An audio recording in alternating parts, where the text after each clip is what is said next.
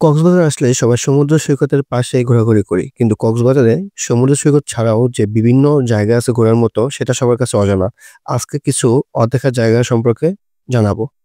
কক্সবাজার কলাতলী মোড় থেকে মেইন ড্রাইভের দিকে যাওয়ার পথেই পড়বে শামলাপুর। আর শামলাপুরে গেলেই দেখতে পারবেন বিশাল আকৃতির গর্জন গাছ। এই গর্জন গাছ ২০০ বছরের পুরনো আর রাস্তাটা অনেক সুন্দর। এরপর চলে যাবেন মেইন ড্রাইভের দিকে। ভাগ্য ভালো থাকলে দেখতে পারবেন জেলার মাছ ধরছে।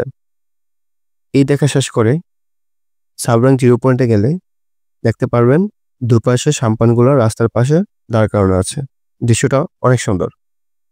সাবরাং জিরো পয়েন্ট থেকে আবার কলাতলী মোড়ে যাওয়ার পথে লোহার ব্রিজের পরেই পড়বে মিনি বান্দরবন।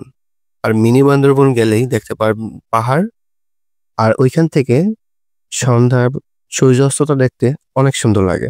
পরের দিন সকালে উঠে চলে যাবেন সুগন্ধা বিচ হয়ে মাঝিঘাটের দিকে। ওইখানে যেয়ে দেখতে পারবেন বিশাল দানব আকৃতির উইন্ড মিল। কক্সবাজারের সবচেয়ে উইন্ড স্পট এই উইন্ড মিল জায়গাটিতে। এখানে ঘোরাঘুরি শেষ করার পরে চলে যেতে পারেন ঈদগাঁও।